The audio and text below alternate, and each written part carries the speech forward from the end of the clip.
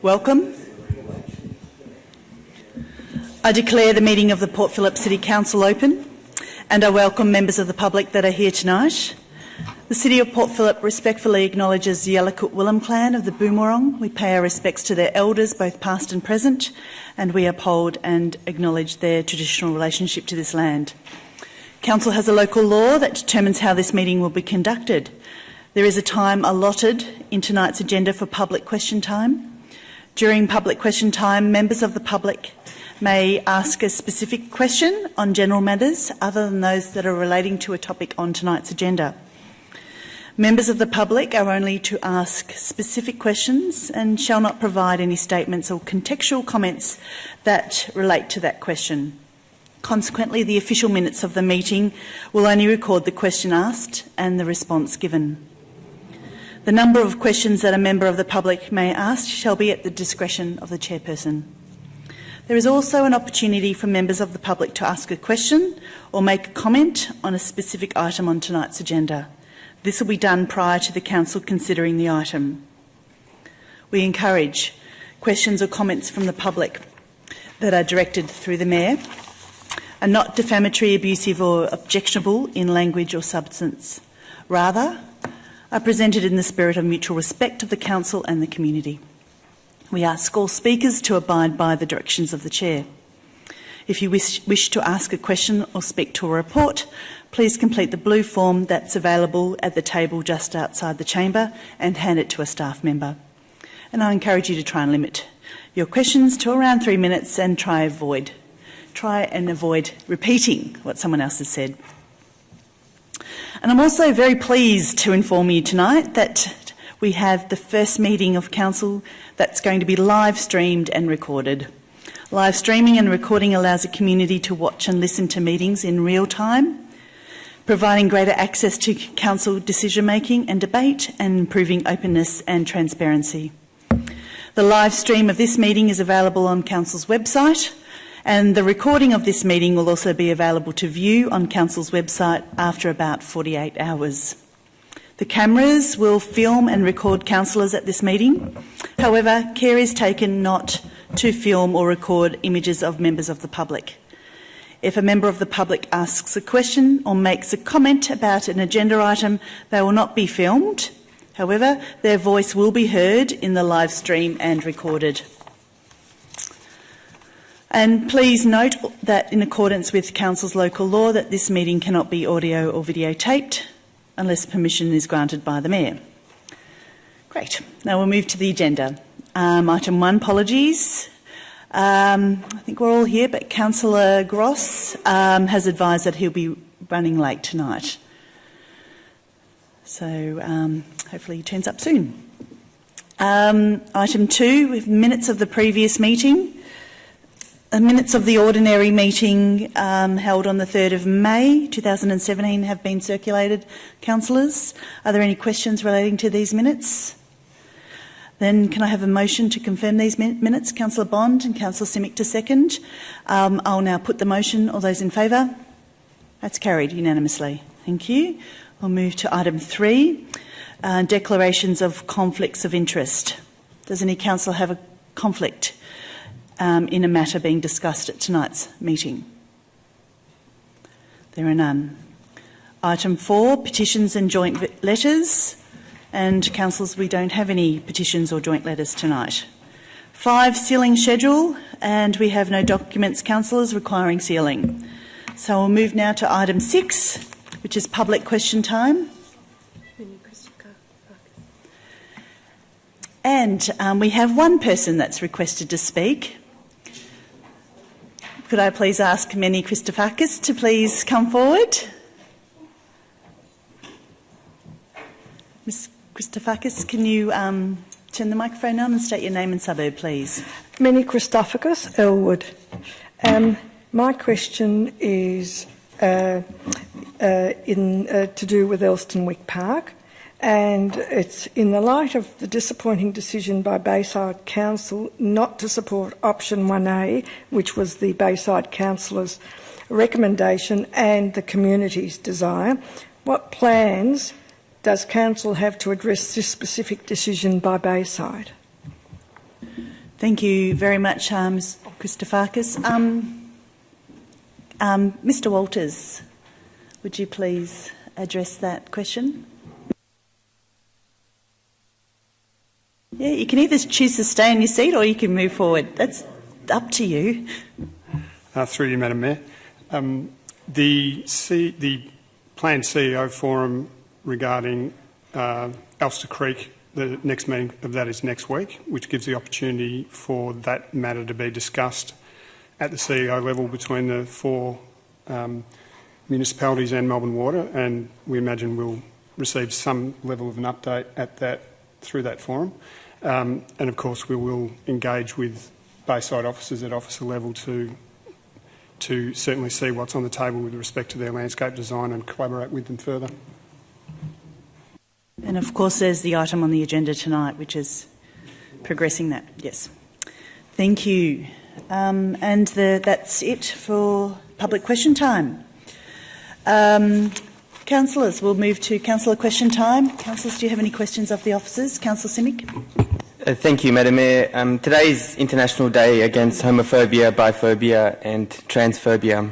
Did Port Phillip Council take any steps today to stand against discrimination in support of lesbian, gay, bisexual, transgender and intersex colleagues, family and community? Thank you. Ms Shenikel.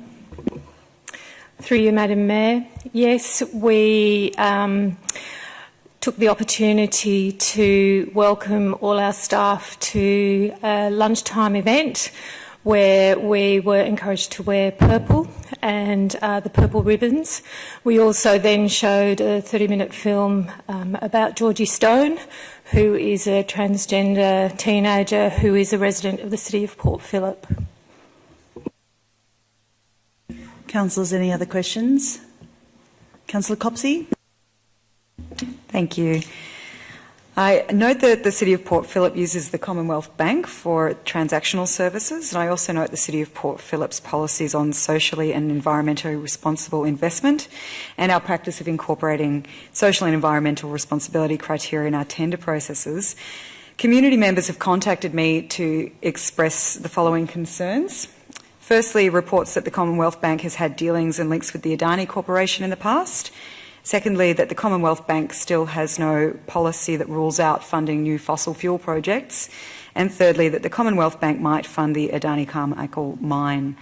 Do officers have information on the 3 issues that have been raised by community members in relation to the Commonwealth Bank?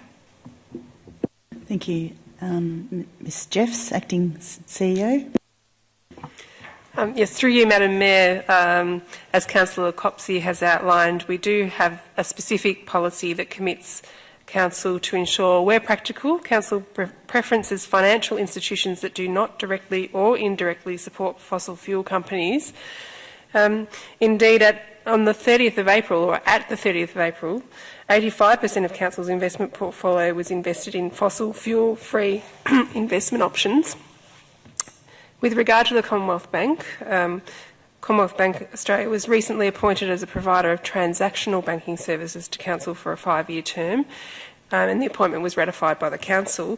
Officers have now since communicated with Commonwealth Bank requesting a response to this issue, given the level of community interest that we have. We're yet to receive a response, but we will continue to monitor that percentage of investment level. We'll also continue to request more information from them and report back to Council when we receive that. Thank you, Ms Jeffs. Councillors, any other question? Councillor Pearl. My question is in relation to the Montague Community Park. Can officers update councillors on if the state government has updated the planning scheme to allow that construction to commence on the park, and is there any update of the funding works about when the actual construction of the park would commence?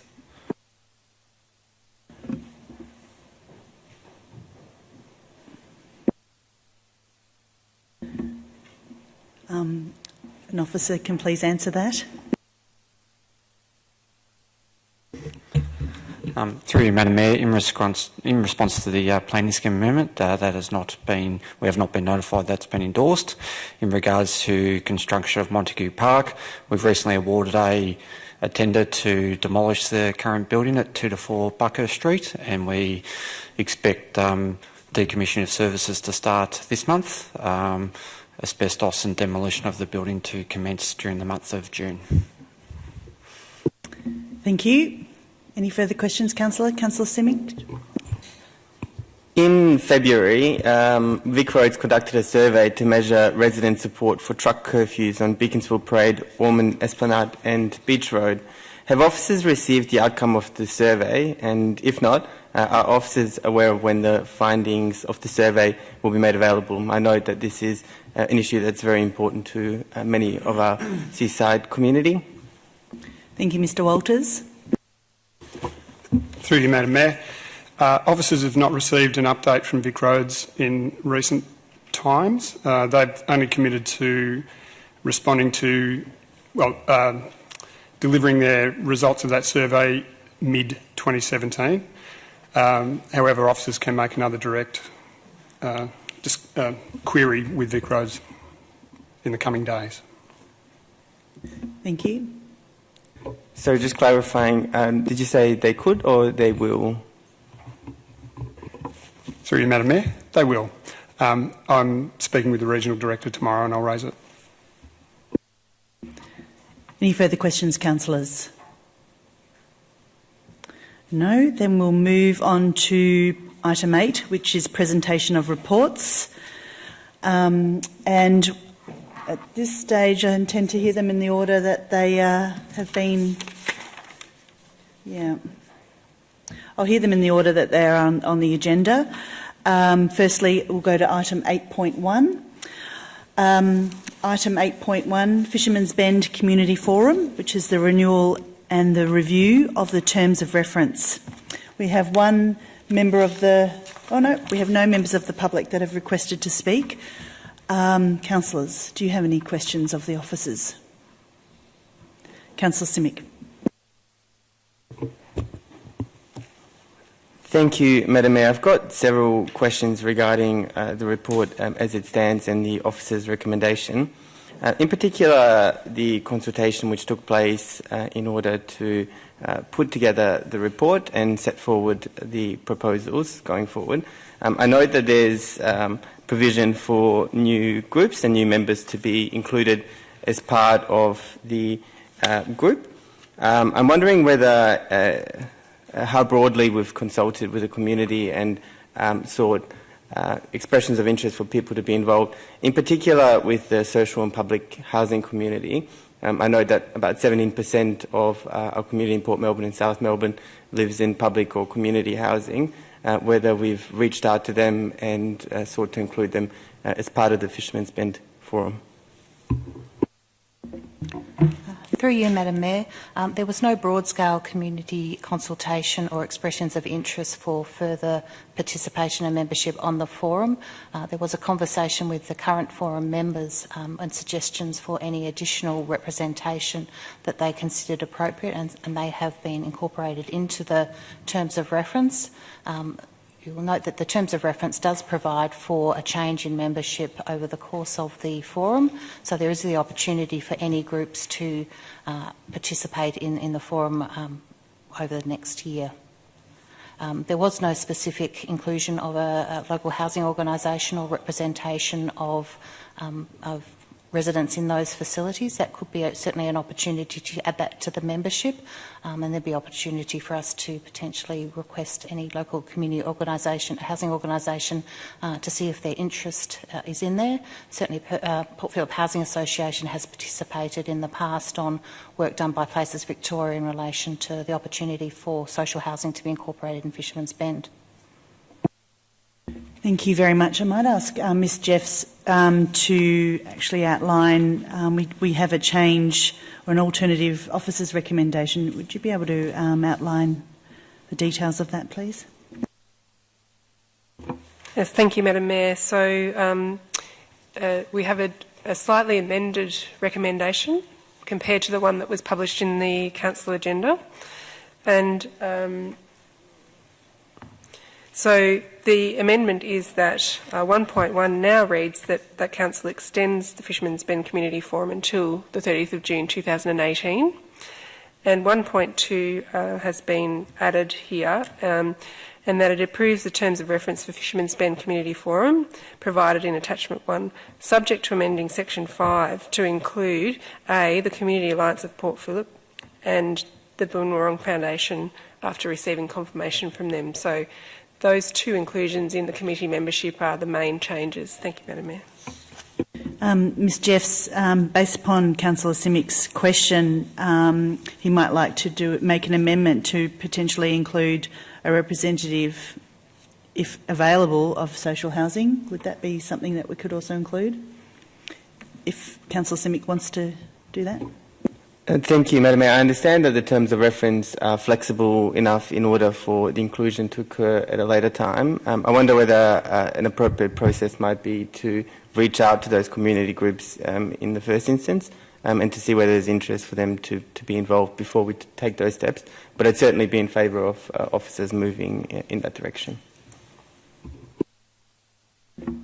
Any further questions, councillors? Then, Councillor Simic, another question. Thank you, Madam Mayor. I've got one more question, and it's just in relation to the terms of reference, which have been extended according to this to the 30th of June 2018. Wondering if, in the meantime, up until 2018, whether officers are planning to take any steps to review the terms of reference? Through you, Madam Mayor, it would be proposed to do a review of the terms of reference and the role of the forum prior to the 30th of June 18 date.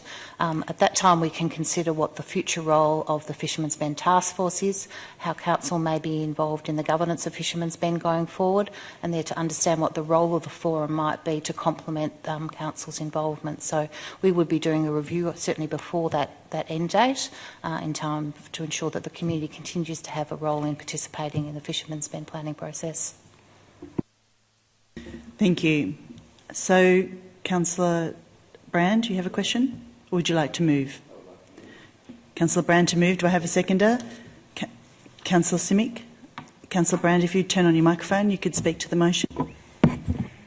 Yes, I just want to move the alternative recommendation. I want to say that the Fisherman's Bend Community Forum is a very important body. Fisherman's Bend is probably the single most important pressing issue in the city of Port Phillip, just because of its size and its proximity and its imminent expansion. And it's a very difficult issue. It's so much bigger than just an issue. It's such a large, complex mire of issues with a whole lot of really fantastic opportunities sort of built into it, and a whole lot of challenges and dangers. And it's something that the community needs to be deeply involved in, and it's hard to find the way to do that. And this is one of the most important ways, is to make sure that the community, through its various organisations and interest groups, have a chance to have a continuing conversation with Council and officers and lots of invited guests from outside, just to make sure that the community is as informed as possible. It's important that we have as many different and widely varying groups from the community on the committee, on the forum, as possible. And I think it's looking like a pretty good list of the continuing ones, and the new ones make it even better. And I think it's a very good structure, and I particularly want to just note the clause 1.7, which invites the general public to attend the Fisherman's Bend Community Forum as registered observers. This gives not just community groups, but any observers, anybody from the community who wants to be a part of it, to come and actually listen to what's being said and potentially ask questions, but just to give it even a broader dimension of community engagement. So I do commend this recommendation to my fellow councillors. Thank you, Councillor Brand. Councillor Simic. Thank you. What a fantastic proposal. I know that along with Councillor Voss and Councillor Brand, I've been a member of the Fisherman's Bend Forum since joining Council.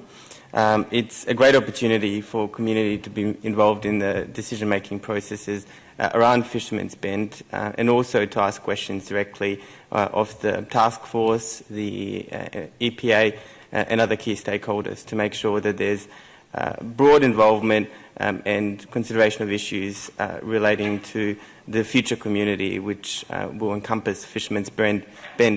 The forum boasts broad and diverse views. I'm particularly encouraged by the officer's recommendation and the acceptance from the Boonwurrung Foundation to be involved in the Fisherman's Bend Forum. At the end of the day, we have to remember that we are on Aboriginal land, and for there to be Aboriginal representation on the forum is a really positive step forward. I'm very heartened by the survey which was conducted in the preparation of this report. It shows that among the members there's keenness and people who feel like their time's been well spent being involved in the forum. I hope that some of the operational suggestions can be taken on board, in particular circulating of presentations in advance, more discussion time. I know that these are all operational suggestions, and I know that officers have noted them and that potentially we can take them into consideration. So in closing, I've really enjoyed being part of the Fisherman's Bend Forum. Issues around Fisherman's Bend are so important for our council to address, working with the state government and the City of Melbourne. It's Australia's largest urban renewal project, and it's very important that we have broad representation and continued involvement from the community in the development of the Fisherman's Bend process. So thank you to the officers for putting forward this proposal, and I'm very happy to support it tonight. Thank you, Councillor Simic. Councillor Pearl. Thanks, Madam Mayor. I don't support the motion in the way it's been proposed tonight, based on some information which I asked a couple of weeks ago and I got today. I think this forum is fantastic in terms of what it's performing, and I've been pleased to attend one of the meetings since being elected on council. But here's some things that concern me about it. The renewing members, and I've done my best to do this where possible in the data I've been provided. We have 14 men, people who would identify as male, 4 that identify as female. So basically we have an 80 female-male split. Of the new members on the original report, the non-amended report that was being presented, we would have 2 additional males, 2 additional females, bringing it to 75-25. The average age, and I'm not good at predicting people's ages at the meeting, but roughly I've got it sitting at 59 years old. I haven't included the 2 business people because I don't know who they are, or the South Melbourne Primary School, but it's roughly 59, 60 years old. The population in Port Melbourne is 52% female, 48% male. The average age, according to the not census, but Bureau data on 2015 is 37. The next neighbouring network, which, don't get me wrong, South Bank, we don't want to follow their planning principles, but the people that live there, the median age is 28 years old. 50% of them are born from non-English speaking backgrounds, etc. The reason I'm voting against it is under the draft terms of reference, section 2, adding value. This committee needs to ensure that we're providing a broad representation of the Port Phillip community, and the appointees, albeit some of them are very fantastic, my fear is we're not actually getting to the people that are most important in our community, and we've just gone through a consultation process where we've put huge investment into getting to those people. We know where some of them live, and we're not using that to include them on this committee to build that benefit. Diversity is the key plank of the City of Port Phillip. This isn't a committee based on merit, it's a committee we're making by appointment. If we're doing that, we need to send a very clear signal to people that we support diversity, we support gender diversity, and it's 2017. We shouldn't have a situation where we've got anything less than 50-50 on appointed committees. So I would strongly encourage my colleagues here to vote this down and get the officers to come back at the next meeting with more suggestions around people to be appointed that represent the community wholeheartedly. That's where I stand. Thank you. Thank you, Councillor Pearl. Any other councillor like to speak to that motion? Oh, that's our live streaming network. I'll also speak to the motion if there aren't any others. First of all, I'd like to thank all the past members that have been a member of this committee for the last 2 years. It takes a long time to come up to speed on Fisherman's Bend, and so there's been significant investment in the time to learn about what the issues are, the planning, the everything that involves. So it is important that people turn up at every meeting so that they are fully aware and can add value. The Fisherman's Bend Forum is a terrific sharing avenue, and as Councillor Brand has mentioned, is certainly one which we've set up specifically so to take care of the constraints that we find ourselves in with it being zoned a capital city zone. And I was pleased that the survey gave such terrific results and that most find it very valuable. I'm particularly heartened that it'll now be open to the public, that anyone will be able to come in and sit and contribute to the conversations. There has been a number of people, for example, school children, high school kids. There's been some church groups that have been female. Unfortunately, they have not continued because of the time constraints and the time of the day. I'm very persuaded by Councillor Pearl's argument to increase the diversity in the group.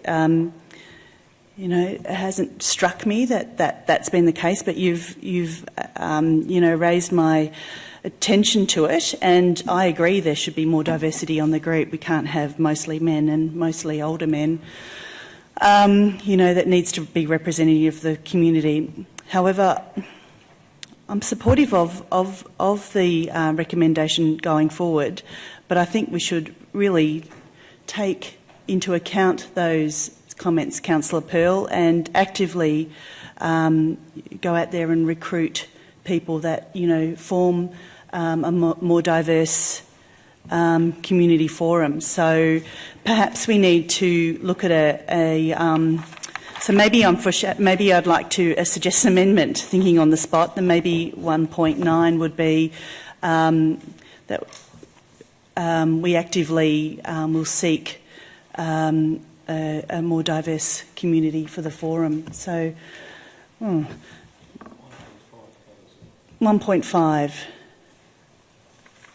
Points of following new members. Okay, so you could add it to 1.5?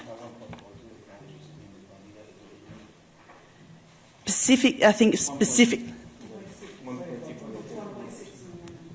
It's the one on the table. So specifically, I think we need to make sure it's a more diverse, more women, more youth. Okay, so do I have a seconder for my Councillor Simic to second? Yep. Okay. No, you can't. You needs to be clarifying question. Otherwise, you can't make a comment. Hang on.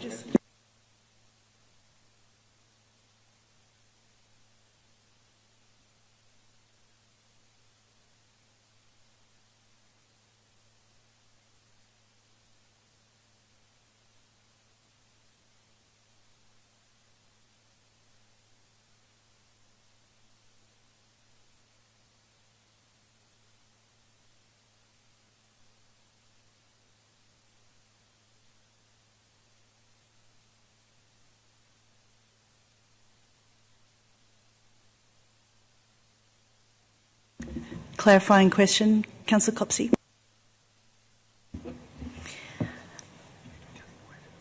I'm wondering how to frame this. So I wanted to ask if you think it's wise if we specify particular groups to be recruited, or if we just, if we might find it more effective to frame that as to increase the diversity and make sure that the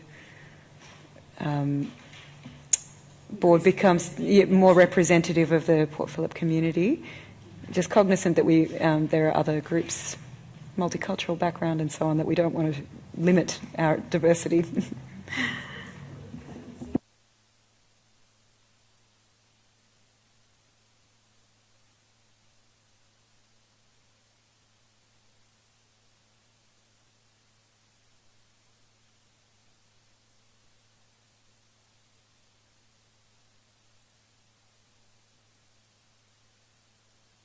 The wording is that dot point after 1.6 that officers actively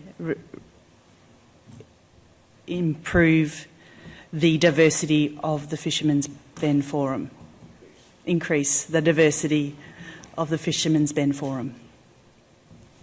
Okay. Councillor Simic, are you happy with that amended motion being the seconder? Yes.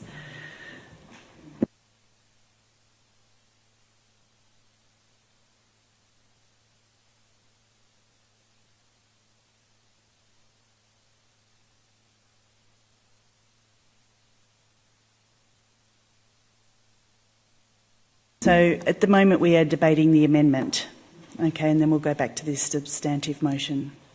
So I've moved it. Councillor Simic has seconded it. I think I've stated the reasons. I think Councillor Bond made a very persuasive arrangement. I don't want to put this on hold till all of that goes forward. So thank you. Councillor Simic, would you like to speak to it as well? Should we help?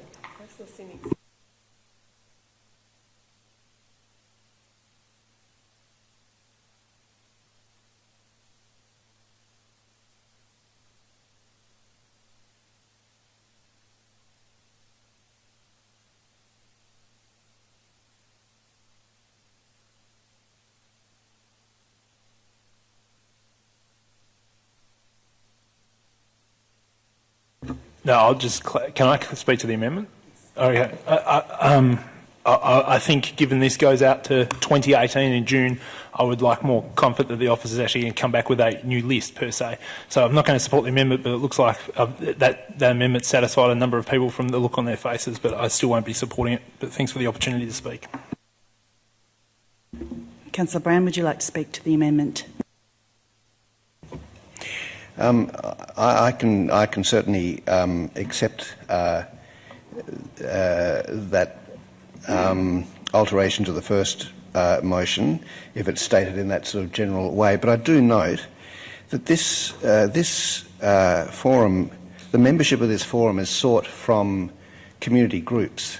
It's not if we were recruiting people for the forum from, say, a random sample of the whole community, which we do in other situations, we would certainly be making sure that all of the demographics were covered evenly. If we were curating a group of individuals to come together and talk about these, expert individuals even, I think there's obviously a need to keep to try and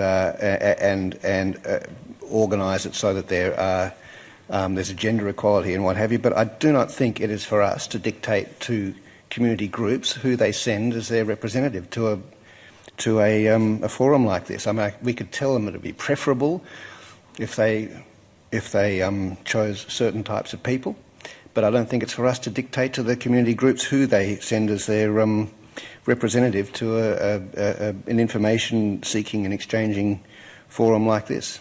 And I don't think we can dictate to community groups what age their representatives should be. If they don't have anybody who is younger, how can we ask them to send somebody who's younger? Well, I think we can, sort of discuss with them our wish that it would change, but I don't think we can impose it upon them. Thank you, Councillor Brand. Would anyone else like to speak to the amendment? No. Councillor Copsey, yes. Just to thank Councillor Pearl for raising these issues, which are very important, and to thank the Mayor for proposing a way forward which I think addresses them. I'm comforted that under this recommendation we have the ability to appoint community members according to the terms of reference. So I think it's a very important issue for us to keep in mind moving forward, and I'm confident that we found a way to make the forum as representative of our community as is possible. Thank you. Thank you. Any other councillors wishing to speak? Then I will now put that amendment. All those in favour? That's carried. All those against? That's carried. Call a division.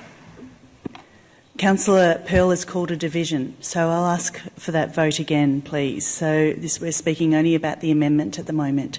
All those in favour of the amendment? Councillor Copsey, Councillor Brand, Councillor Bond, Councillor Voss, Councillor Simic, Councillor Crawford, Councillor Baxter. All those against? Councillor Pearl. That motion is carried. Now we move back to the substantive motion. Councillors...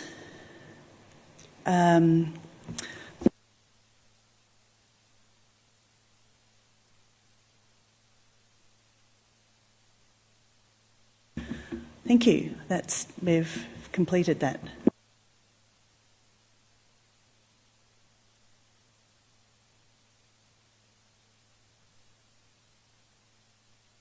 Okay, thank you very much. Now we're voting on the substantive motion. Yes, which is including the amendment. Would any other councillor like to speak? I notice Councillor Brand has moved it, Councillor Simic has seconded it, Councillor Pearl has spoken to it, Councillor Voss has spoken to it. Anybody else like to speak to the motion? Councillor Brand, would you like to close the debate? Yes, I would like to close the debate and put the motion. Thank you. Then I'll now put that motion. All those in favour? That's carried. Yes. All those against? Councillor Pearl. And call a division, Madam Mayor, please. Councillor Pearl has called a division. I will ask everyone to vote again. All those in favour? Councillor Copsey, Councillor Brand, Councillor Bond, Councillor Voss, Councillor Simic, Councillor Crawford, Councillor Baxter. All those against? Councillor Pearl. That motion is carried. Thank you.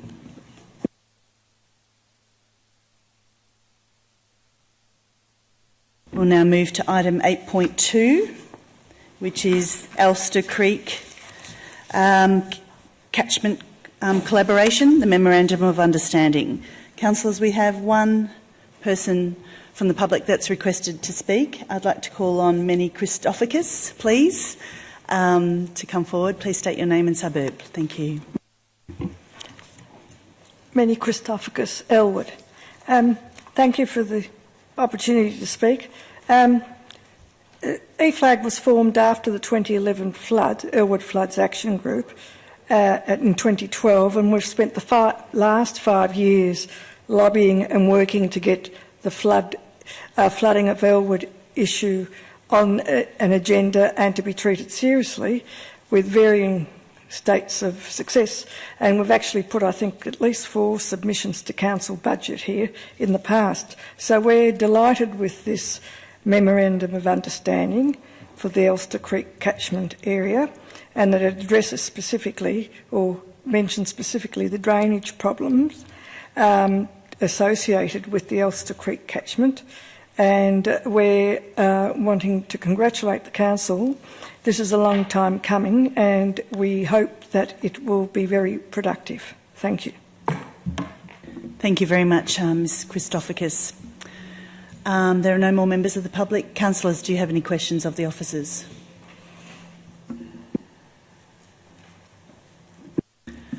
There are none. We have an officer's recommendation. Do I have a mover? Councillor Baxter to move. Councillor Crawford to second. Councillor Baxter, would you like to speak? Yes, thank you, Madam Mayor.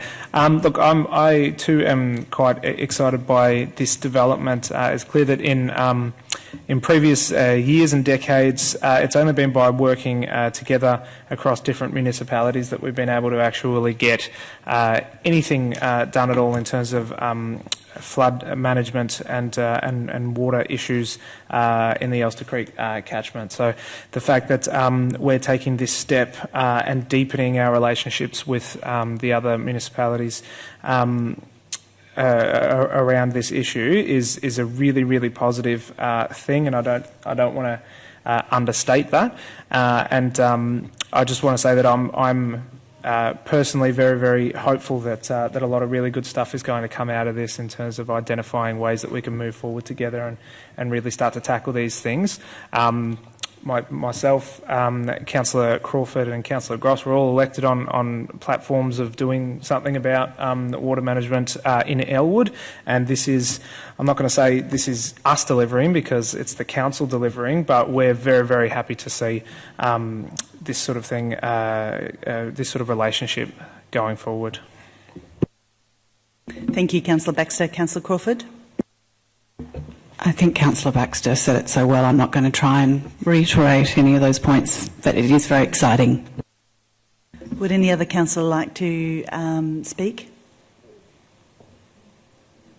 Okay, Councillor Baxter, would you like to close? No, then I will now put that motion. All those in favour? That's carried unanimously. Thank you.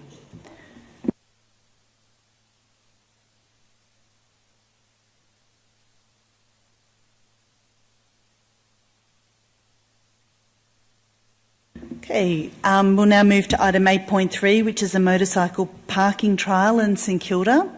Councillors, we've got 2 members of the public that have requested to speak.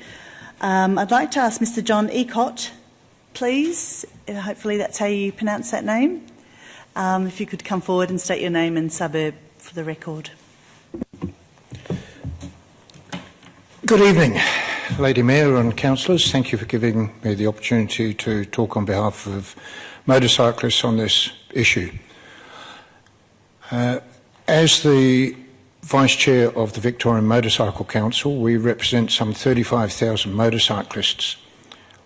Just a background so that you may be familiar with my involvement in motorcycling. I'm also a member of the Ministerial Expert Advisory Panel to Luke Donnellan, and I'm also on the executive of the Australian Motorcycle Council and a few other things in my spare time.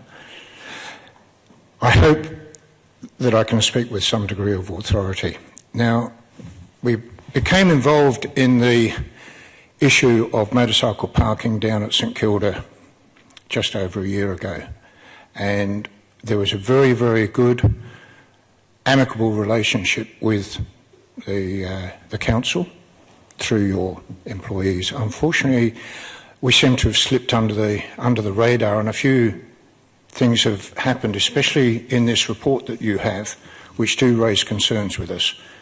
Now, I've also I'm on the motorcycles in the City of Melbourne. We deal regularly with the City of Melbourne, and I'm sure you all understand how important motorcycle pavement parking is to motorcyclists, and also to the state government, who are encouraging the use of motorcycles.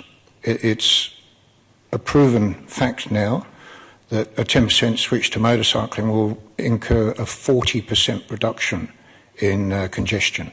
Massive, absolutely massive, and for that we're trying to encourage motorcycles, and by that I mean power two-wheelers, include scooters. So don't think that we're all riding Harleys and great big monsters. So this is all about encouraging motorcyclists, maintaining the status quo and finding a balance. Now, we understand that there's been 1% creating a problem down at St Kilda. Now, this is a sledgehammer to crack a nut. The idiots, and I say that quite openly, who choose to go down of a summer's night with their chromed up bikes and what is known as rev bombing and create a disturbance, doesn't impress us, and it certainly doesn't impress people down around Ackland Street, and we understand it's an issue that has to be addressed. But to ban all motorcycles is going to achieve nothing. It doesn't help you, it doesn't help your traders.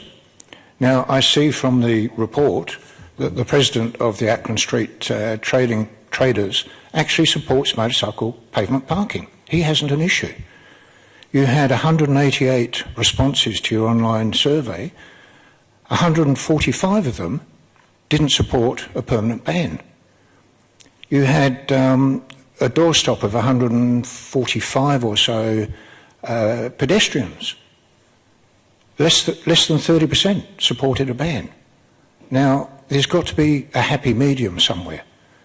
If you're going to do something so drastic and so out of step with all other shires and councils, I mean, I also deal with the City of Yarra. Now, they have completely turned around. We've had a very, very good relationship. We've built up an understanding, and they now include power two-wheelers in their planning. They understand that it's to everyone's advantage to find a happy medium. Now, I do understand that Shakespeare Grove, which was for no real reason fully included in this ban, is going to be opened up for about 2/3. But there's the area around between the problem child, oh blimey, I've forgotten the name of the vineyard. Thank you very much. Around to all the way around the front. There's no reason why all that pavement has to be motorcycle banned. You know, a little bit of common sense goes a long way. How many problems have occurred in the middle of winter? How many problems have occurred during the week? Why have a 24-hour ban if the problem is addressing an issue which only happens maybe summertime, weekend evenings, Friday evenings?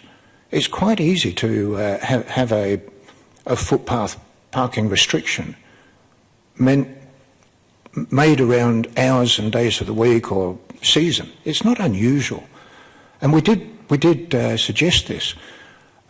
We had a lovely relationship with Karen Wong, and she was very understanding, very proactive, and she introduced us to 5 different locations which will be possibly made available as alternative on-street parking for motorcycles. 5. Out of that 5, 2 were established as no objections. This letter went out from your council to interested parties back in September saying it was going to be introduced. Hasn't happened. You know, there was no objections within the time frame given. So we didn't even get the 2 extra parking bays, if you like, each of which could accommodate 5 motorcycles. Now, it's a bit of give and take. We understand. We understand that there's a problem, but let's look at the problem a bit more sensibly than this 24-hour-a-day ban, which isn't really achieving much, except to drive away a section of the community. There's 400,000 motorcycle licence holders in Victoria, each of which have got family, friends. Nationally, the last figures for the contribution to the economy by the motorcycling industry was $3.6 billion. That's 2013. 2016, there were $350 million contributed to the tourism industry. Now, St Kilda's part of the tourism. Could you come to the end? Get to the end of it? Almost Can we 7 come minutes. to a compromise?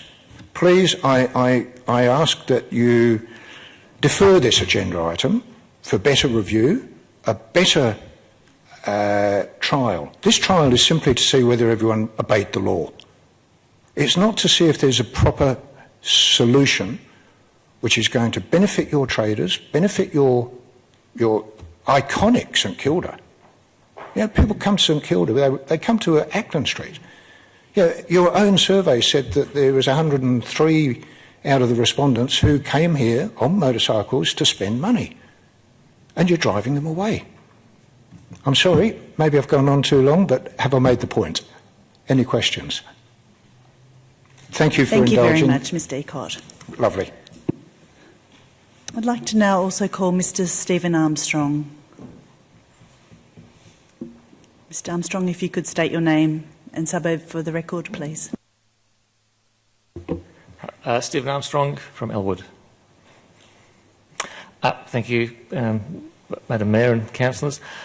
I am here to speak as a member of the community, Port Phillip resident, that did used to ride my motorbike to the very spot that I now can't, to go and avail myself of services in the area.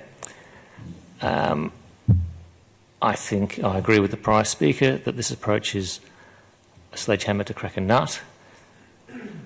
And I'll make the point that existing laws on the statutes of Victoria can be used to deal with this problem. The police are there and have a suite of rules to deal with this behaviour. And if you do this, the motorcycles will just start to move around.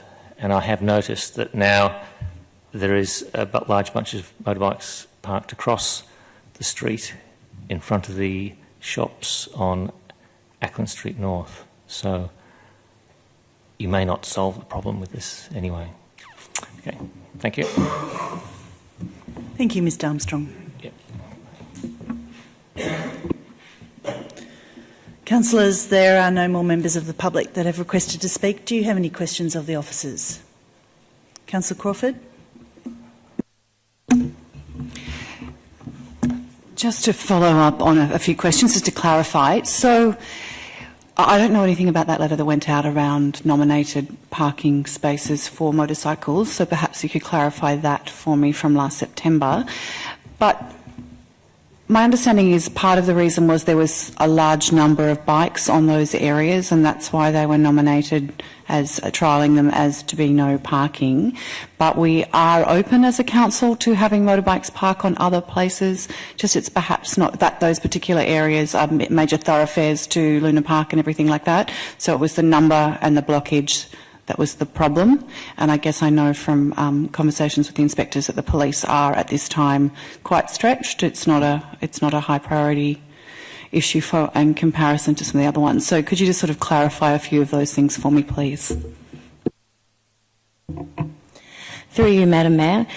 Yes, it's true that these restrictions are for two specific locations, for that to be continued where there was a trial. It is about allowing for pedestrian flow and safe access for pedestrians.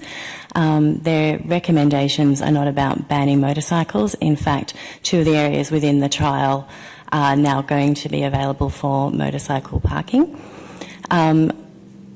In terms of in relation to your question around the Victoria Police, if there is an issue with Victorian laws, then yes, the Victorian Police will be called and are involved in that. But this was really just around safe access and pedestrian flow. Thank you. Councillor Brand? Yes, could I please clarify also? If these measures are put in place, where exactly can't motorbikes park? What is the rules as they stand about where motorcycles can't park at the moment? Through you, Madam Mayor, there is a road safety road rule that defines where motorcycles cannot park, which is on a footpath where they would prevent safe access for pedestrians. Usually they need to leave something like 1.5, 1.6 meters so people can walk both ways. It allows for disabled people, mothers with prams, etc. Thank you. Councillor Brand, did you have a follow-up? Yes. So really, this is motorcycles can park on footpaths and on roads, all through the area the same way as they always could, except for this particular proposal, which is the forecourt of Luna Park, the footpath that goes from the forecourt of Luna Park around to in front of the vineyard, and that little park beside the vineyard. And this is just explicitly being said, just don't park motorbikes there. That's essentially the effect of this entire proposal. Through you, Madam Mayor, that is correct. Can I ask another one? The little park or area, plaza, sitting beside the vineyard, not including the footpath that goes on to the, continues on into the Ackland Street footpath, but just that portion of it beside the vineyard. What's the logic of banning motorbikes from parking there?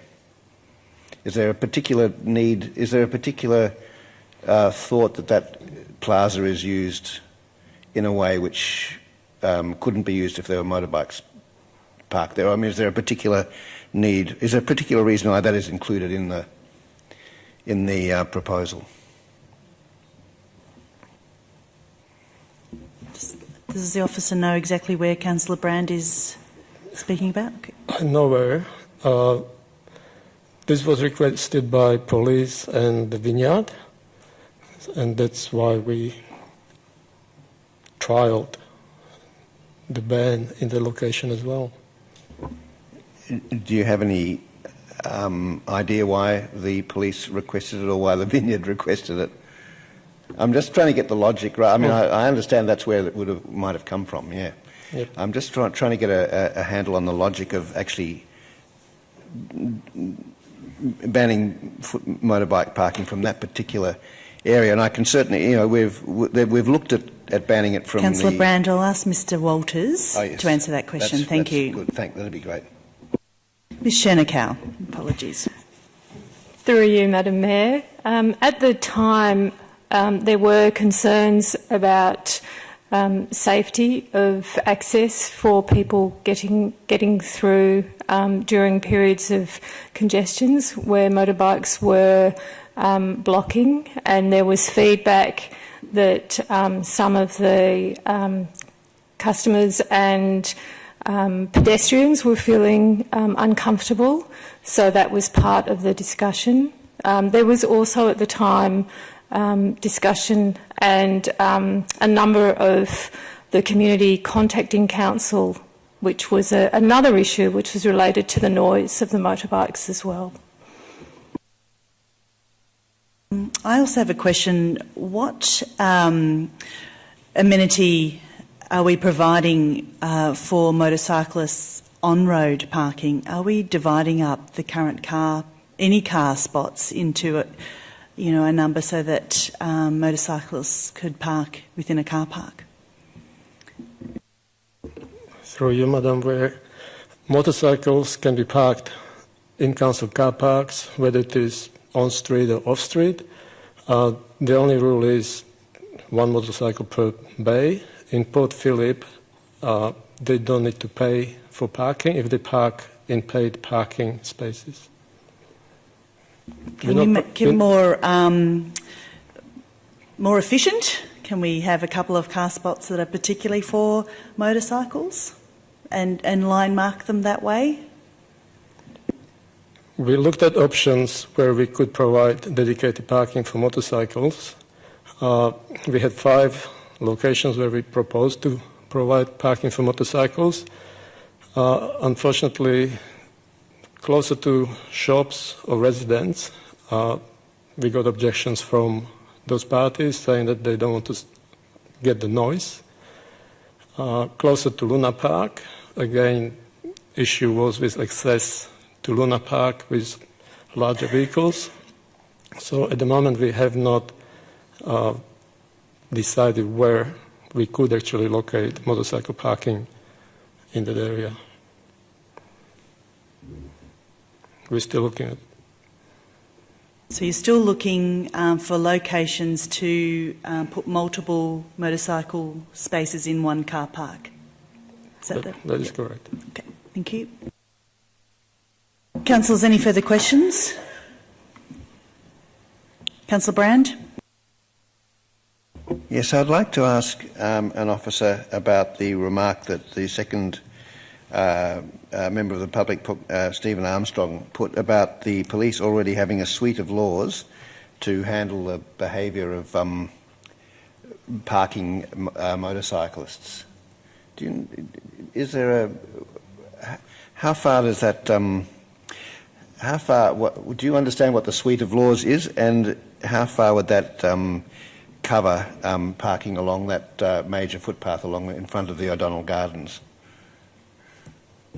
Through you, Madam Mayor, I'm only aware of road safety road rules.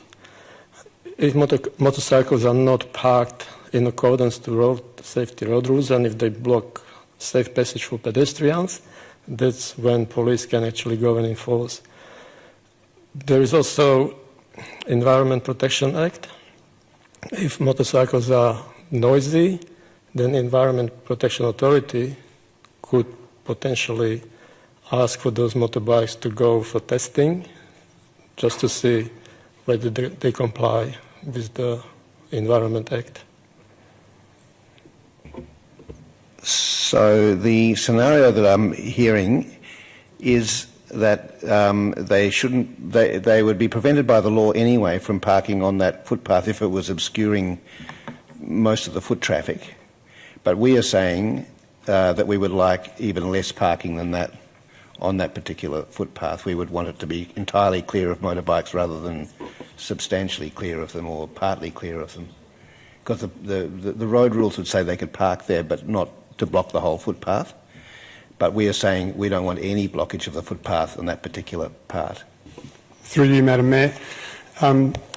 The proposal provides clarity over where police requested specifically some clear passage around the vineyard and Luna Park in particular, and the officer proposal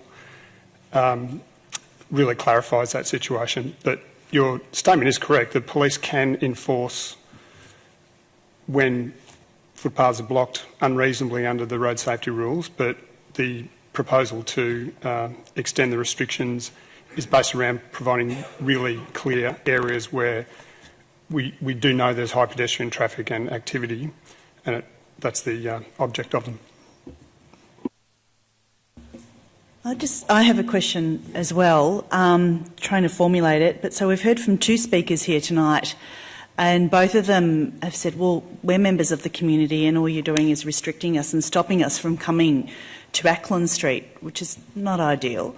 What are we doing for the motorcyclists? Are we just restricting them? Are we doing anything for them sort of to, encourage them to keep coming, but park in a particular area? Are you able to update me on what we're doing for motorcyclists? Through you, Madam Mayor. On the City of Port Phillip's road user hierarchy, motorcyclists are very important. They're sustainable. They provide really good mode of transport. In Port Phillip, we do not ban motorcycles from parking on footpath. We only have 2 locations where they banned, and that's because, unfortunately, the way they used to park impacted on other vulnerable road users. So, due to requests from police and from affected parties, Council has the responsibility to ensure the safety of those pedestrians that use the footpath is looked after, that they can actually get through. So motorcyclists can still park on footpath anywhere in Port Phillip as long as they comply with road safety road rules, except for the 2 locations.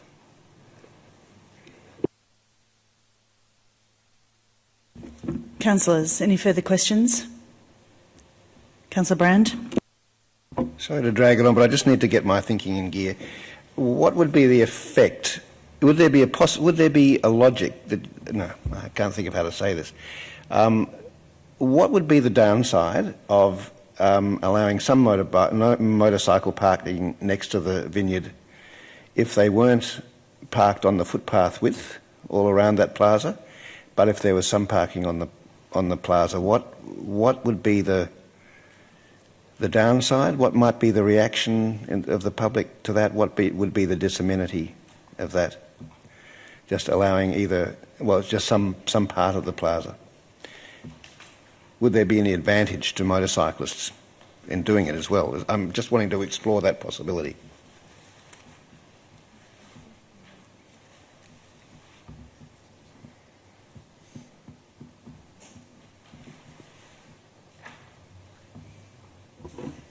Sorry, through you, Madam Mayor. Could I clarify that, are you referring to the area outside the O'Donnell Gardens? No, the Shakespeare Grove little plaza. But I think I wouldn't want any bikes parked on the footpath width around it, either on Ackland Street or on Shakespeare Grove.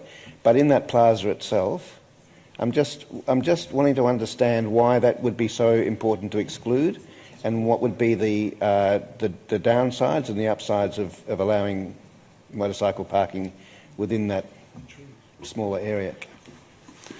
Through you, Madam Mayor. We understand we need to provide clear access for the public toilets in that vicinity, and there are also some push bike hoops in that location as well, and seating and public seating as well. So that's part of the logic behind extending it to that area.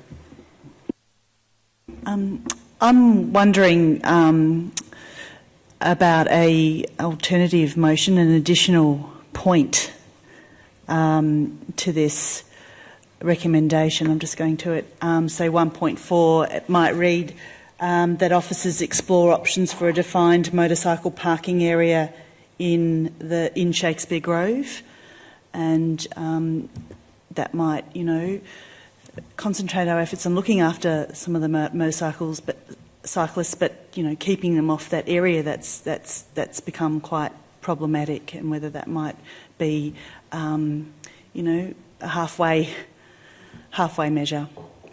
Would you think that would go some way to keeping our motorcyclists coming to Ackland Street, the ones that aren't noisy?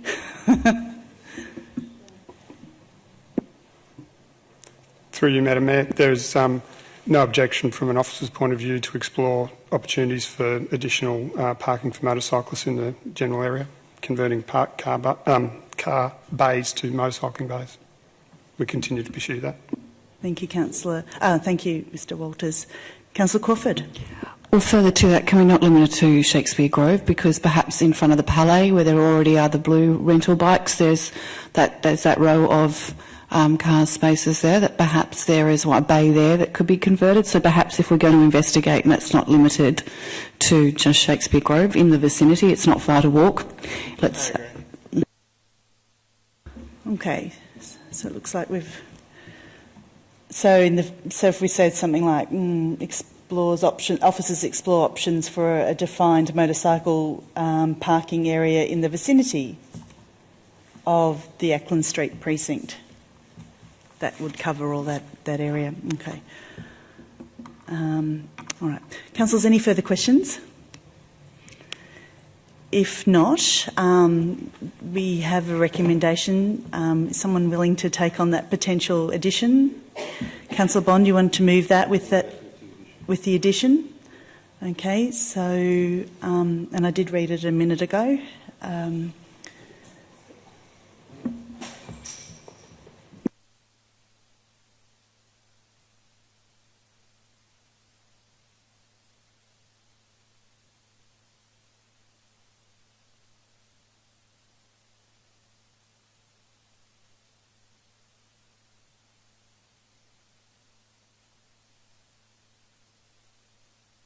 Councillor Bond, would you read the amendment, please? Sorry, I have to turn around. The original recommendation plus 1.4, officers explore options for a defined motorcycle parking area in the vicinity of the Ackland Street precinct. Do I have a seconder? Councillor Crawford to second. Councillor Bond, would you like to speak to the motion? Yes, I would. Thank you, Madam Mayor. This is a ban on motorcycles in only a very small area of the Ackland Street precinct, in front of the Vineyard and in front of Luna Park, where when motorcycles are parked up in those highly pedestrianised areas, there has been blockages caused. So it is a problem that we do need to address. It's worth noting that since the original ban came in about this time last year, we've completely remodelled Ackland Street. We've removed 51 car parks from Ackland Street, and a lot of all the on-street parking in front of the shops on the, I guess it would be the eastern side of Ackland Street, now has a nice and wide footpath there, where I noticed that many motorcycles, and I think on Saturday or Sunday when I was down there, I counted about 12 or 13 of them lined up along in front of the banks and in front of all the stores that don't actually have any outdoor footpath trading. So they've relocated their parking there where this footpath is nice and wide. They're not blocking anyone, and they can sit at any one of the cafes and still see the bikes and things. So it's not as if we've driven bicycles away. There's ample area down there for them to park. In fact, I think it's probably a lot more area for motorbikes to park than what we're preventing motorbikes parking in front of the Vineyard and near Luna Park. So therefore I support this recommendation. Thank you, Councillor Bond. Councillor Crawford. Would anyone else like to speak to the motion? Councillor Brand. Yes, look, I'll support the motion with the addition.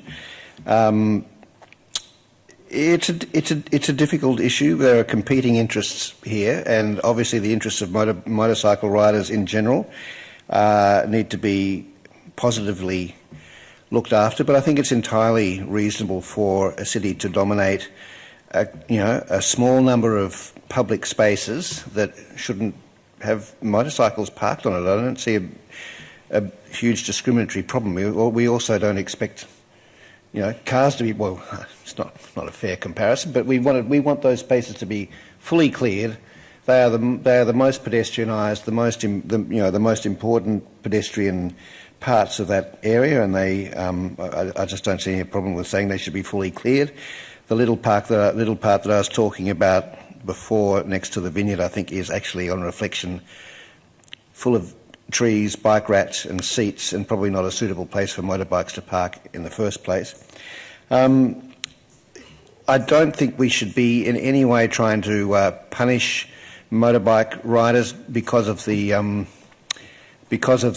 minority. I don't know whether it's 1%. It seems like a lot more than 1% to me of the ones that make an enormous amount of noise and who are reviled by residents and visitors to St Kilda and elsewhere in the city for the amount of noise that they make. It's an incredible imposition of a limited number of people's pleasure on the pleasure to be able to talk to each other of residents and visitors in the city of Port Phillip. Certainly where I live, when a pack of motorbike riders or Harley-Davidson riders go past, I can't even hear what's on TV. It's quite imposing. But this is not about that. It's very important that we continue to try to limit that noise interference, but this shouldn't be the way that we're doing it. I don't believe that is the way that we're doing it. I don't believe this is set up to be a punitive thing on that minority of motorbike riders. I just think it's a fair enough thing to do for the optimum use of our most important footpaths and public spaces in this case. And we encourage all other motorbike riders and motor scooter riders, of course, because they're hipster, and to come down to St Kilda and keep on enjoying it. We want you to be very, very welcome, and I hope this isn't too much of an imposition. Thank you. Thank you, Councillor Brand. Would anyone else like to speak to the motion?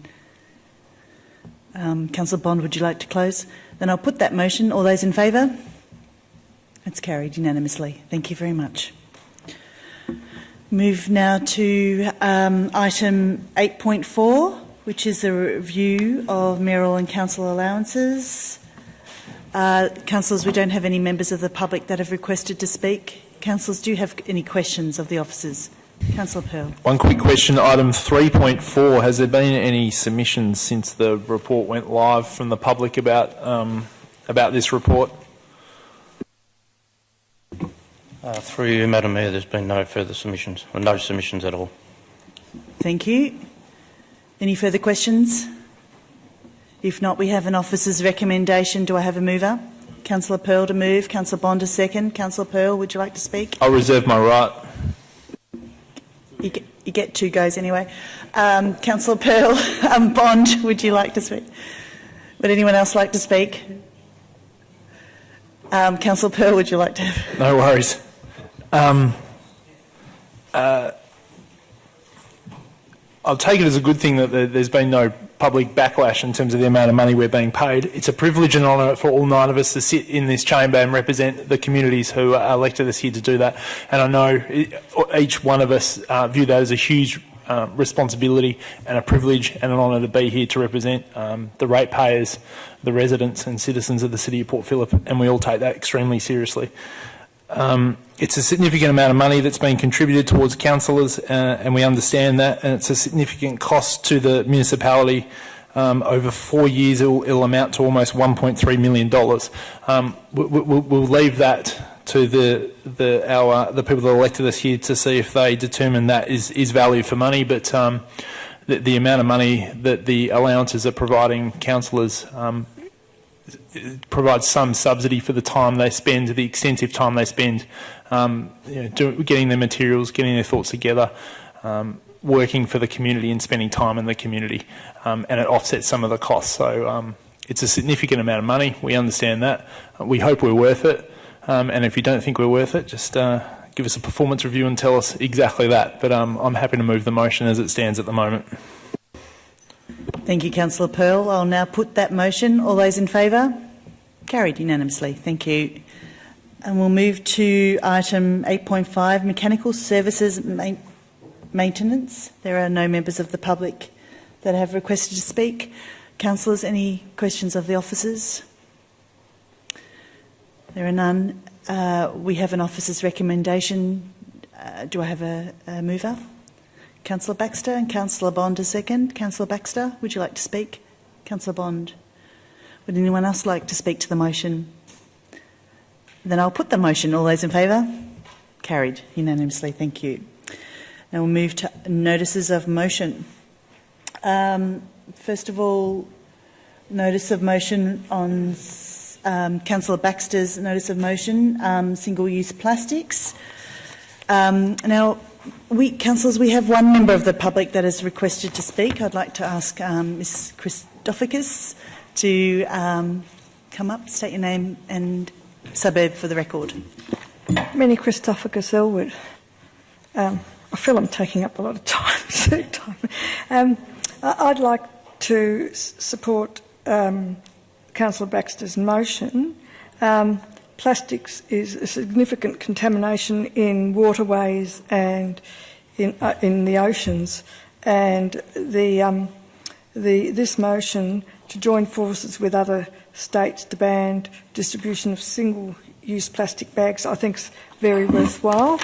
I had a quick look at an article in The Guardian in October 2016 titled Great Pacific Garbage Bin, and it said the pool of garbage in the Pacific Ocean, somewhere in the centre, I'm not good on geography, which is like a big mass of yucky, soapy stuff, is about 1.351 square miles, and it's visible from space. And it's noted that there's huge damage being done to marine life and the environment. So I just thought I'd speak on to support it.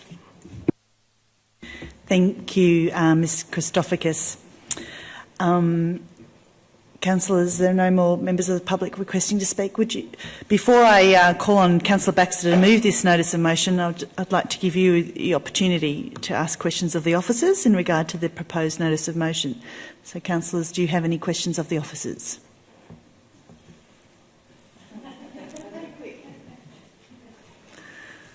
No, you got off lightly tonight. Then, Councillor Baxter, would you like to move this notice of motion? Thank you, Madam Mayor. So I, Councillor Tim Baxter, give notice that I intend to move the motion outlined below, that Council 1 supports the current campaign by The Project and Keep Australia Beautiful, calling on the state government to join South Australia, Tasmania, Northern Territory, the ACT and Queensland in passing legislation to ban the distribution of free single-use plastic bags. 2, notes that banning of single-use plastic bags is particularly relevant to the Port Phillip community due to the environmental damage caused to the municipality's foreshore, waterways and parklands.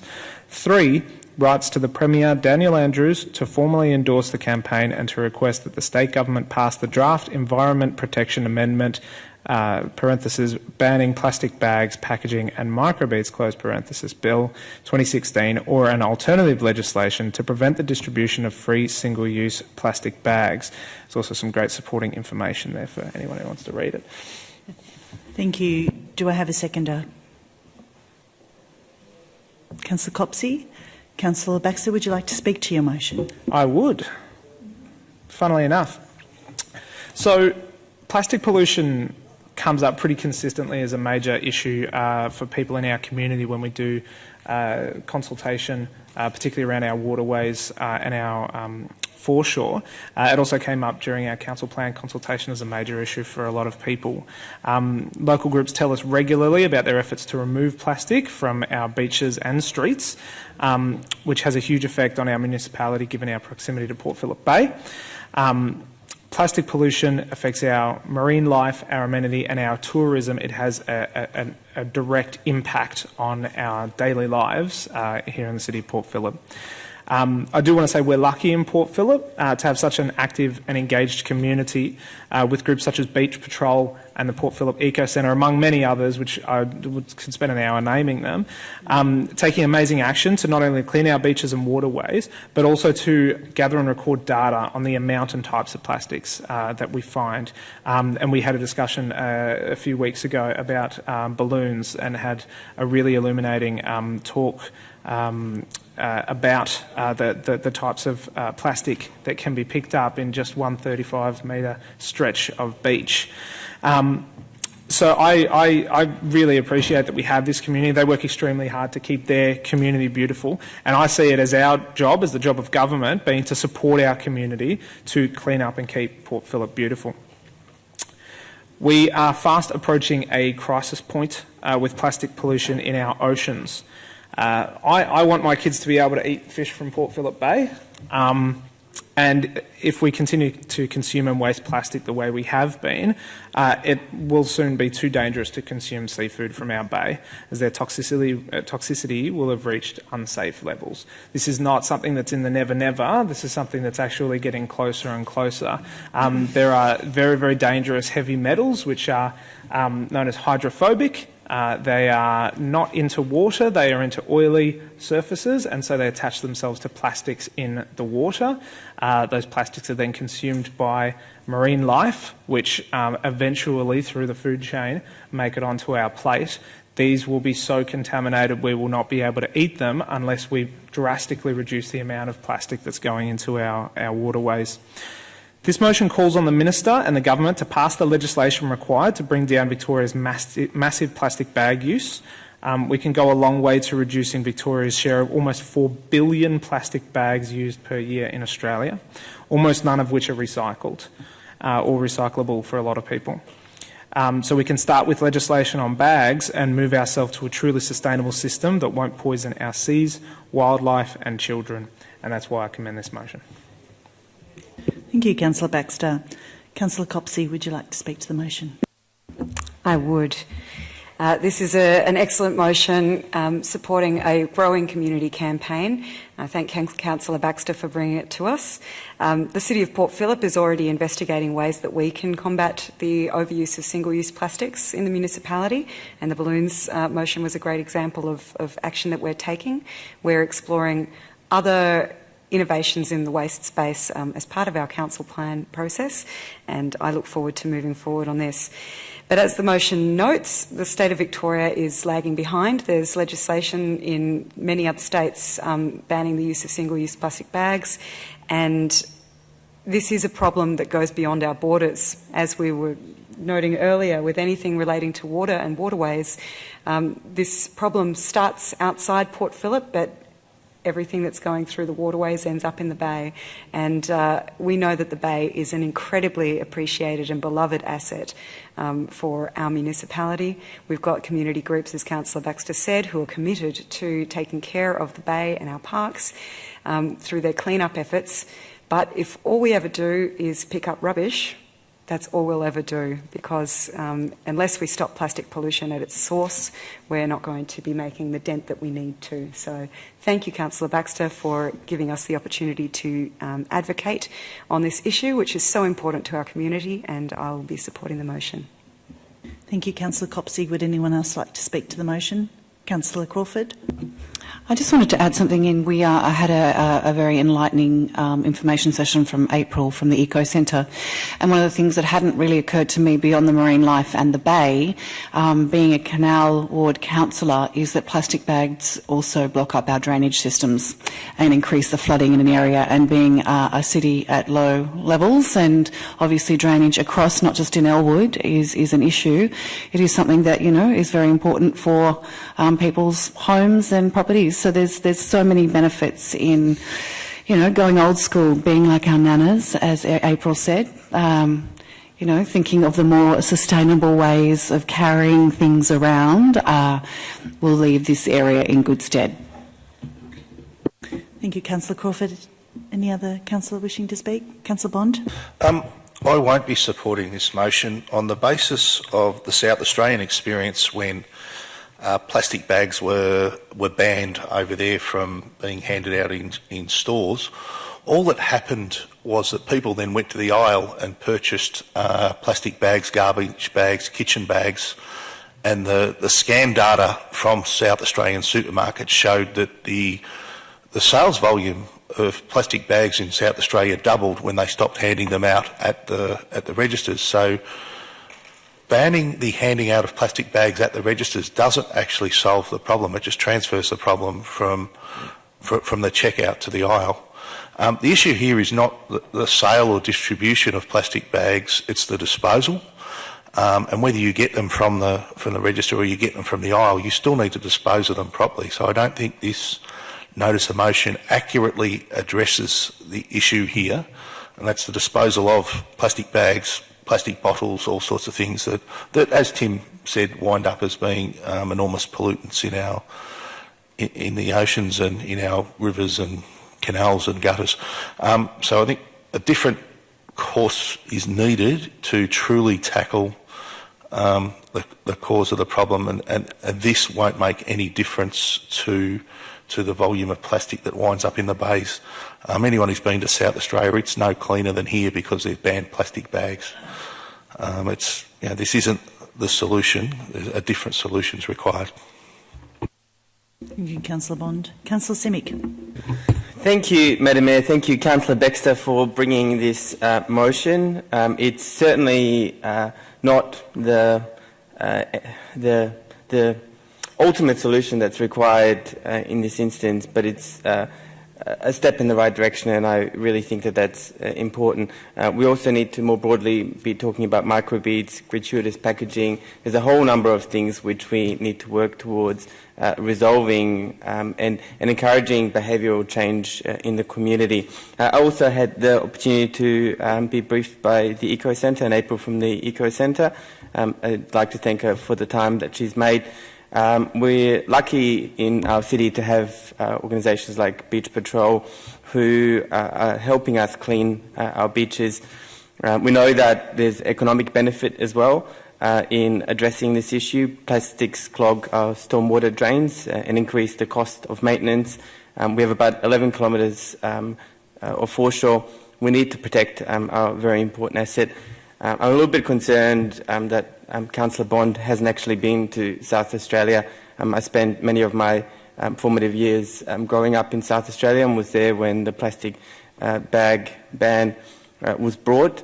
The information around South Australia shows that there has been a significant reduction of plastics bags that are found in landfill. As well in Tasmania, the data shows exactly this. In the ACT, it's brought litter down by a third. So significant improvements to the situation, but also the most important aspect, I believe, to all of this is that it encourages behavioural change and for people, for community to consider their actions before purchasing. I certainly, in South Australia, became much more aware of the fact that I needed to take with me to the supermarket other forms of transport where I can take my goods home that way. So in conclusion, I believe very strongly that this is a step in the right direction. I do agree that it's not the ultimate outcome, in the sense that it will resolve all of the problems which we face, but certainly a step in the right direction. So I commend the motion. Thank you, Councillor Simic. Councillor Pearl. Thanks, Councillor Baxter, for bringing this. I think plastic bags is a very bad use of hydrocarbons that can be used in much more better. It's effectively carrying energy around with you and using that energy for a very short period of time. There's better uses for that energy. So in terms of lowering the use of plastic bags, I don't think anyone here would say that's not something we want to do. We don't get to sit on the fence in this chamber and vote neutral. I don't 100% agree with the wording of it, and I don't have a better proposal for you. So I'm not going to support you in the motion, but I completely support you in what you're trying to achieve. Point 3, I think we should be waiting for it's a state government issue, obviously, and we should be waiting for the state government to issue that bill, and then we come in with feedback based around that bill. But I support the essence of what you're trying to achieve with the motion, just not the actual practicality of it. So I won't support it, but I commend you for putting it to the chamber tonight. Thanks. Thank you, Councillor Pearl. Anybody else wanting to speak on the motion? Councillor Baxter, would you like to close? Yes, thank you, Madam Mayor. Look, and I appreciate that, Councillor Pearl. I think that when it comes to one of the roles of local government, it's not one of the technically the core central business that a lot of people associate with local government, which is roads, rates and rubbish, although rubbish is certainly something we're talking about here. But advocacy to the state government to do things to help us solve a major problem in our municipality is something that I think is definitely something that we should do. And I think that waiting for the state government to take action can totally work in some ways, but when we've got a plastic crisis of the kind that we have here, I don't think that you stand on ceremony. I think you say without criticism, but you just say, listen, we think that you should be doing this and it's time. And so I'll also, just note a couple of things just in response to some of the things that have been said about South Australia. So regardless of whether purchase of plastic bags went up, they didn't go up by as much as the amount of plastic bags that would have gone out. So overall bag use went down. And the thing is that if you're getting something for free, you're not really thinking about where it's coming from and where it's going to, but if you're paying for something, you're more likely to. So even if people are buying plastic bags instead, that still makes a difference and makes people a little bit more conscious about that and more likely to bring a cloth bag like Councillor Crawford's lovely cloth bag that I borrowed the other day. I think in terms of defining this as an issue of disposal is, with all the respect in the world, I think that's short-sighted. Basically, we are consuming our way to a serious issue here, and so consumption is actually the problem, and we need to go back to consumption to try to reduce our consumption of this issue, not simply our disposal. Trying to get us to dispose plastic bags better is all kinds of problematic. One, it currently goes to landfill. It can't be... Thank you, Councillor Gross. Hearing my own dulcet tones coming through, thank you. So it'll go to landfill. Very little of these soft plastics are recycled, and it's really hard to do that. So I think that this is the best way to enact behaviour change to actually reduce our consumption and to come back at this problem at its source. Thank you. Thank you, Councillor Baxter. Then I will now put that motion. All those in favour? All those against? That's carried. Thank you very much. We'll now move on to the second notice of motion at item 9.2, and that's from Councillor Bond. Do we have any members of the public? No, there are no members of the public that's requested to speak on this item. So before I call on Councillor Bond, again I would like to give you all an opportunity to ask questions of the officers in relation to this proposed motion. Councillors, are there any questions of the officers? No? Okay. Councillor Bond, would you please move your motion? So I have a slightly amended version of the motion to the one that was published in the council reports. It is not too much different, only dot point 4 differs, and I'll read the amended version when I get to that. I, Councillor Andrew Bond, give notice that I intend to move the motion outlined below at the ordinary meeting of Council on 17th of May 2017. The motion is as follows, that Council 1 reaffirms its commitment to reviewing the heritage protection and socially significant places across the municipality that are currently not covered by a heritage overlay. 2, acknowledge that recent requests for heritage protection of the London Hotel and Greyhound Hotel have highlighted a lack of clear state guidance as to the threshold for local social significance. 3. Rights to DELWP, Heritage Victoria, the MAV and the IMAP councils seeking their support to work in partnership to develop 3.1 a comprehensive set of policy guidelines around the application of local significant social heritage places. 3.2 a comprehensive list of at-risk potentially socially significant places, and 3.3 the application of the heritage overlay to at-risk places that meet the criteria established under the policy guidelines developed under 3.1 above. And 4, requests that officers prepare a submission from City of Port Phillip for all of the pubs and hotels across the municipality, and include the submissions of any supporting IMAP municipalities who are interested in joining us, requesting that the pubs, hotels be protected as a group on the grounds of state, cultural, social significance due to the role that they have played in Victoria's history and social development. Thank you, Councillor Bond. Do I have a seconder? Councillor Gross. Councillor Bond, would you like to speak to that motion? Yes, I would. This notice of motion is brought about by the two recent events, being the demolition of the London Hotel and the Greyhound Hotel. Both buildings were much loved, but both buildings, as a result of significant modifications, did not qualify for heritage protection, or significant heritage protection. Both buildings were the subject of heritage surveys whereby local cultural significance was established. However, there turns out to be no criteria in the state planning scheme to allow for the heritage listing of a building on the basis of local cultural significance.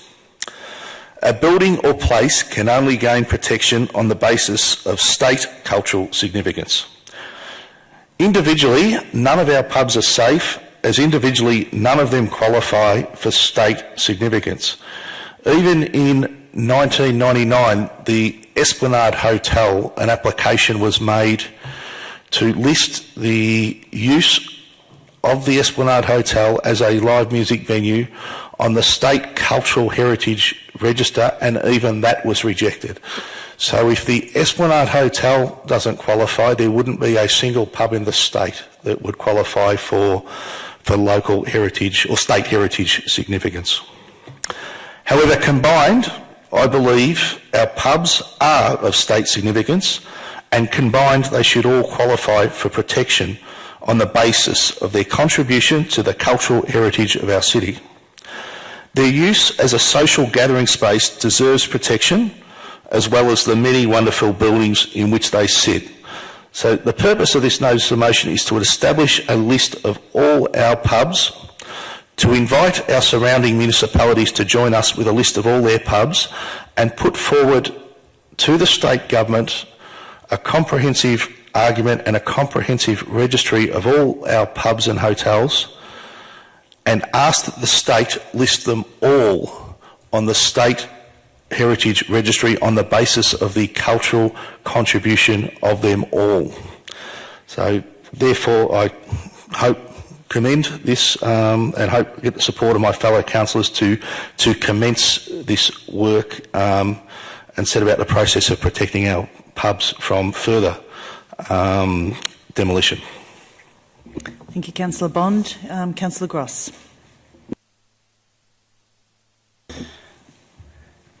Look, I really want to congratulate Councillor Bond on this motion. It's timely, it's fantastic, and it's been informed by appalling recent outcomes that this council has in the heritage area of protection of our precious assets.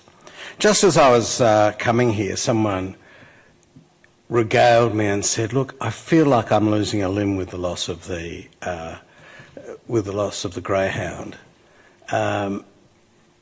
It's impossible for people perhaps outside the municipality to adequately understand the depth of emotional and social and cultural feeling that people have about these buildings. You know, I walk past the Greyhound every day. It's just devastating. But one has to be realistic and has to work with the rules that we have. And the clever thing about Councillor Bond's proposal is this. It's grouping them together and sort of, in an analogous way, mimicking the notion of a precinct that is built into the way we assess heritage. Secondly, it's looking at this place from a statewide perspective and working with our neighbours, which we do insufficiently, and we should do it more. And thirdly, it's all about intangible strength. What is intangible it should be heritage, and you know and I pay tribute to Councillor Brandt who mentioned the MCG, which I use as an example. You know, to the outside, from the external, there's barely an original brick there, but it speaks to the soul of Victorians, and so quite understandably, it gets heritage protection, even though it's a bloody new building. And we need that for the local icons of our souls that speak to us in the way the London did, and the Greyhound sort of still does, just by a skerrick. So I reckon it's a clever motion. I think it's well crafted, and I think it's an issue that's really dominated the early part of this year in the way we are assessed as a tier of government. You know, we'll be assessed very poorly when that comes down, even though we fought like crazy and did a lot of good work, and I want to pay tribute to the officers who organised that work. It was, to me, it was persuasive and fantastic, but we need something more, and Councillor Bond's resolution is it. Thank you, Councillor Gross. Councillor Copsey, would you like to speak to the motion? Thank you, Madam Mayor. Yes, I would. I'd like to speak in support of this motion. As it notes, our community has been dismayed recently with the loss of two iconic venues, the London and the Greyhound, and they do illustrate very clearly this disjoint between what our community values and the protections that are currently afforded under state heritage policy. I think it's quite illustrative to, I'm just going to read briefly a quote from our cultural heritage assessment on the Greyhound. This was from page 42 of that document, which stated, "The Greyhound Hotel has social significance for its strong and special associations with the St Kilda community and the local and broader LGBTIQ community. The St Kilda community values the Greyhound as an historic landmark that has had a long and continuous local presence as a public meeting place. The local community also values it as a long-standing LGBTIQ community meetings place and entertainment venue, which reflects St Kilda's welcoming and multifaceted community. The local and broader Melbourne LGBTIQ community specifically has strong associations with the Greyhound Hotel, valuing it as a home, a venue for entertainment and a place that represents this community's identity, in particular its openness, inclusiveness and creativity." That's the end of the quote, and I think it's particularly fitting that we read that in to our proceedings today on the Ida Hobbit Day.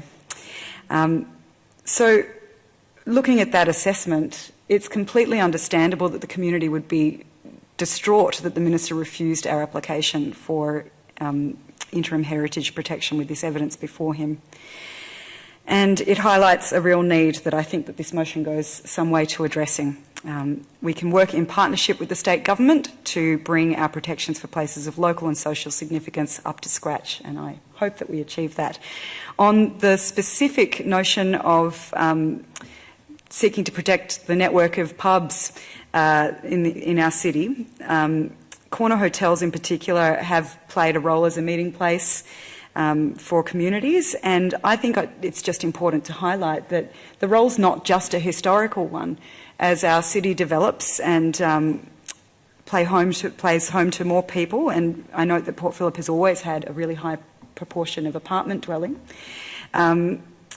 the pubs and venues in our community are once again becoming lounge rooms and dining rooms, and they play a very continuing role in the social fabric and community building aspects of our city. So they also play an incredibly important role a lot of the time in fostering our performance culture and live music. So I commend Councillor Bond for this motion. It seeks to find a way forward for our inner city councils, and I hope with our pubs combined that we might find a way to preserve these places which are so special to the community. Thank you, Councillor Copsey. Councillor Brand. Yes, I would like to speak to this motion too, and I certainly welcome it from Councillor Bond.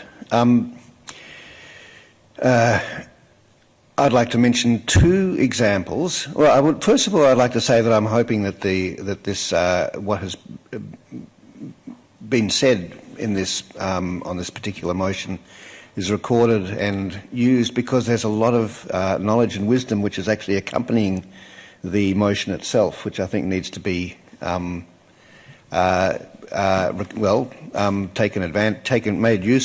made use of in this case, because it'll be quite a difficult case to put, but it's an important one, and it needs a lot of, I think, explanation and backup. Councillor Gross cited the MCG as a place of great social cultural significance, which doesn't have actually historic fabric, which its historic fabric isn't the main reason why it is registered as significant. And Councillor Bond cited the Esplanade Hotel as a good example of that. And I remember certainly being devastated many, many years ago when what seemed to be a very powerful argument for its registration on the Heritage Register was refused. 10 minutes after I had the opportunity to speak at that thing, I realised that there is actually one hotel which, Councillor Bond said if the Esplanade Hotel can't be preserved, then what can? Well, actually, Young and Jackson's is a very good example of a hotel which has been given a very, very high heritage significance and protection, and it is not really because of its architecture. It's a nice building, but it's not a major piece of architecture, and it's been allowed to have signage all over it, and its significance has survived all the time because of its use and the life that is lived there. Its location, right on the corner of Flinders Street and Swanson Street, and it's the most famous pub in Victoria, maybe Australia, and that is enough to make it of enough heritage significance for the government to protect it. But there are very few examples under that, and I would say the Esplanade Hotel would be the second most likely candidate for that, and that didn't get state level protection. So all of the other pubs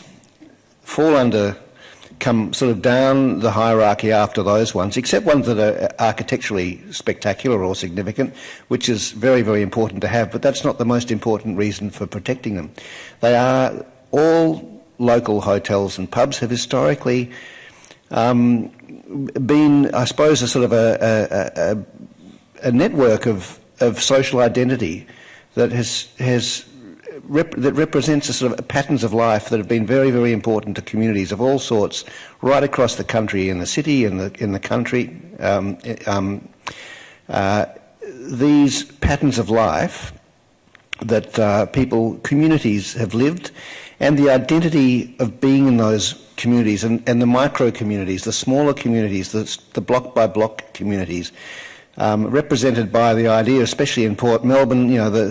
Port Melbourne is famous for having a pub on every corner, and that is a pattern of life that just signifies the intricacy and fine grain of those small, cramped communities way back in history. And so I think considering them as a pattern, as a set, as a network, is a very, very clever idea. It's a very important idea. It's a very accurate idea of how they need to be seen together. So I certainly commend the motion on that and attempting to put a value of them on them as a set and as a representation of a pattern of life, many patterns of life that have come there. There are many reasons beyond heritage for supporting this heritage argument, And I don't think I can articulate them better than Councillor Copsey did, except to say, that every local hotel is an identity marker of that very local community. Actually, I could cite one example: the Newmarket Hotel in Inkerman Street. I was involved in the heritage consideration of that building, and it was decided, well, we argued successfully, that the most important thing was not its architecture. As long as it was preserved as recognisably the Newmarket Hotel with its name on it as an identity marker of the place, and its use was preserved as a social meeting place, that it was everything that was significant about that hotel was actually preserved. And I think that's a... Except the snits and tits. Except, unfortunately, I don't know whether they can go on the record. Right. So that again, I think, is maybe an example that we can follow for framing the significance of these buildings. But it is very important in the new age of much denser communities now that we are building, and much more anonymous ones in certain ways, with new apartments being built everywhere, that these social markers and these places of meeting and the social places and meeting places for a local community with an identity are retained and kept and nurtured and cherished. And so I hope that we can succeed with that where we have failed before. Thank you, Councillor Brand. Would any other councillor like to speak to the motion? Councillor Pearl? Councillor Bond has earned his councillor allowance this week. So well done. So the breadth of if we get this right, this is extraordinarily powerful. So the bit I like about it the most is the IMAP coordination. So if we get this right and we can move forward with a group of municipalities trying to protect some wonderful assets across a very large area in a cooperative fashion with the state government, it's quite exciting, the prospect of what we can achieve. So well done, Councillor Bond, and thank you for putting this extremely well worded and well thought through motion to council tonight. I wholeheartedly support it, as I assume and suspect everyone else will as well. Thank you. Councillor Baxter. I won't speak for very long because I know we all have feelings about this, but I basically just wanted to signal my support as well for this, and my thanks to Councillor Bond for bringing this motion before us. I think it's a great idea, and I think that as Councillor Brown said, the idea of treating all of these pubs, these incubators of great ideas over history and live music and all sorts of the things that have gone on in these hotels, some of which can be spoken of and some of which probably shouldn't. And but I think that treating all of these as a network of significant places is an absolutely great idea. I can't wait to see what actually comes out of it as well, to see what the other local governments can actually come up with as well, and how we can come together with one voice on this, because I'm sure they'll be raring for it. Thank you, Councillor Baxter. Anybody else? Councillor Bond, would you like to close? Just like to thank those who have spoken so eloquently in support of this. There's no guarantees of this succeeding, but this is certainly an attempt to preserve our pubs in an unorthodox manner, but a very important manner, and if successful will have an enormous impact on our community, and we won't have to go through the loss of the Greyhound or the loss of the London, hopefully, again. So yeah, thank you for your support. Thank you. So I'll now put that motion. All those in favour? Carried unanimously. Thank you very much. Yeah. So now we'll move to item 10, which is reports by councillor delegates. Councillors, are there any reports to make? Councillor Simic? Just very briefly, Madam Mayor, on last Friday, the Port Phillip Housing Association, which I'm a board member on the board of directors, along with Ms. Shenico, one of the officers, attended a full day strategic planning. The organisation is going well and truly from strength to strength. and importantly so because of the huge need in our community to grow housing stock for people who are on the public and community housing waitlist. The Port Phillip Housing Association, along with the other housing providers in our community, as well as the public housing community, is really important for us to support. So I was very proud to be part of that day, and look forward to reporting very soon on some of the new initiatives and projects which the Port Phillip Housing Association will be looking to expand on. Thank you. Thank you, Councillor Simic. Councillor Brand. Yes, I just need to report that the week before last I attended the AGM and the following board meeting of Linden, and I guess just report that I think this week is the last week that Linden is in its. Is it Linden?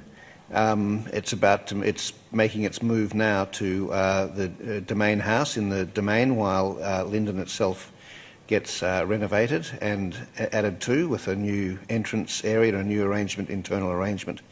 And everybody on the board at Linden is looking, and the staff, is looking forward to this next, I think we hope it's 8 or 9 months, but it might be longer, away from the home in Ackland Street, but in the new space at Domain House, to be a time of great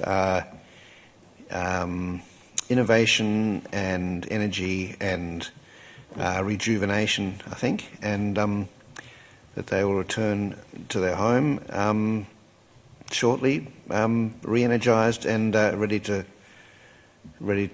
pursue its life in St Kilda's City of Port Phillip's culture. Thank you, Councillor Brand. Would anyone else like to report on Councillor Copsey? Just briefly, the Cultural Development Fund, of which I'm a council appointee to the committee, applications recently closed, and the committee is in the process of assessing the applications received to this fund this year for grants to support the development of creative arts and performance and the development of our creative community in the City of Port Phillip. So there will be a report coming to Council shortly. It's very exciting to see this great annual process going forward. Thank you, Councillor Copsey. Councillor Gross. State Council of the MAV was run and won. We had 3 resolutions and they all got up.